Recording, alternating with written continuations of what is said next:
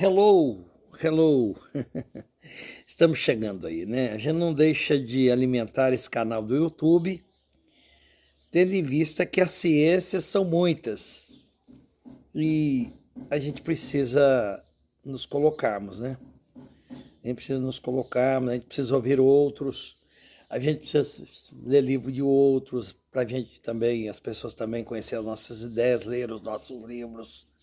É muito importante, né? O conhecimento, ele passa de forma oral, de forma escrita, né? E é uma necessidade. A segunda maior necessidade do ser humano é a comunicação, né? Se você não conversar com o bebê, ele vai morrer, né? O ser humano tem necessidade da comunicação. Meus queridos, aqui o Antônio Carlos, né? O canal do Antônio Carlos aí. E não deixe de dar o seu like, né?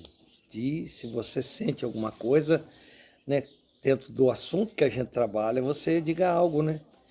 E divulgue aí para as pessoas desse assunto afins. Eu vou falar hoje, na língua portuguesa, de palavras variantes e pronúncia de palavras, né?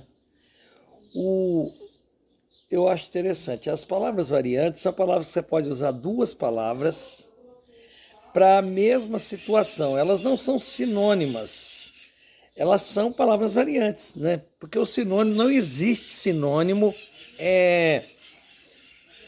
que são realmente, de fatos, a mesma coisa, não existe. Sinônimos são coisas aproximadas, tá? Por exemplo, né, um casado, quando tem uma relação sexual fora do casamento, chama adultério, né? Um jovem, quando pratica o sexo, ele pratica a fornicação ou a prostituição. Quer dizer, não é sinônimo, tá? A gente cita como sinônimo porque alguma daquelas palavras a pessoa vai entender o assunto, mas não existe palavras sinônimas idênticas, né? Quando eu digo uma palavra e digo outra, a dimensão daquela palavra já é o outro maior, já ganha outra dimensão. Por exemplo, tem hora que a gente usa a palavra feliz na Bíblia e bem-aventurado. Ó, para você ver, a bem-aventurado já são a fusão de duas palavras, né? Então, o bem-aventurado é mais do que ser feliz. E quem pregou isso foi Jesus. Mas vamos lá. Olha, eu quero falar, porque eu quero falar da pronúncia também. A palavra cota se escreve com C-O-T-A e com Q-U-O-T-A. Eu vou escrever aí, tá? Vou deixar gravado aqui. Olha, essa palavra se escreve de duas formas, mas a pronúncia só deve ser dita com CO. Por exemplo, cota, mesmo escrito com CO e escrito com Q-U-O. Então, eu escrevo das duas maneiras, mas a pronúncia é uma só. Eu só devo dizer cota.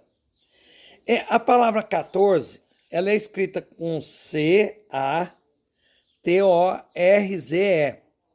E ela é escrito Q-U-A-T-O-R-Z-E.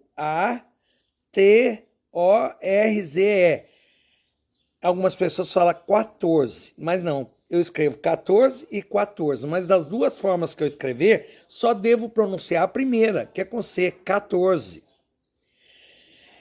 A palavra questão, não existe, por exemplo, a palavra questão. Todas as vezes que eu for falar de algo que eu entenda como uma questão, eu tenho que dizer que a palavra é questão, tá?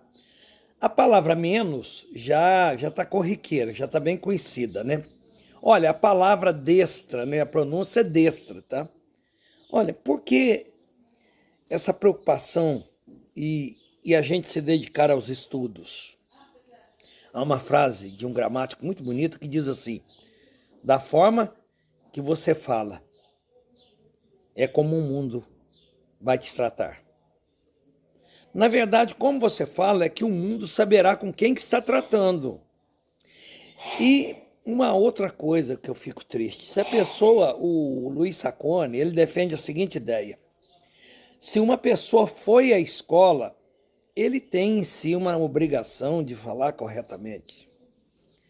Tudo bem, como que uma pessoa é poliglota na sua própria língua? Se ele conhecer as formas coloquiais e a forma culta, e ele fazer uma opção para qual que ele vai falar. Se ele vai falar com a pessoa mais humilde, entende que deve usar o termo, ele pode falar a língua da pessoa corretamente, mas não precisa falar palavras difíceis. Mas se ele vai falar para uma outra pessoa e ele quer, mas para ele ser poliglota, ele tem que saber essas formas. Agora é o seguinte, uma pessoa foi na escola e ele fala de qualquer jeito, isso é muita falta de atenção. Outra coisa, nós estamos numa época onde se compra tudo, né? Se compra carteira de motorista, tudo errado, né? Se compra isso, se compra aquilo, se compra diploma. Então a pessoa fala que tem, mas quando ele abre a boca, você vê que na prática ele não tem. Ou então, ele foi lá, mas ele não tem cuidado, ele não tem zelo. E por ele não ter zelo, entendeu? As pessoas estão observando. E as pessoas que sabem vai dizer, ele não sabe. As pessoas não vai dizer. A pessoa sabe que ele não sabe. Eu tinha uma professora de língua portuguesa, numa das universidades que estudei, e ela dizia que estava tendo até dificuldade para ir na missa. Agora você vê, hein? Um padre, como que ele tem conhecimento, hein? E ela disse que tinha dificuldade. E ela disse que às vezes fechava os olhos. Quer dizer, as pessoas, elas querem ouvir o melhor. Elas estudam para falar da melhor maneira, para se colocar melhor e para também ser entendida melhor e também para isso fazer bem, tá? Um beijo no coração.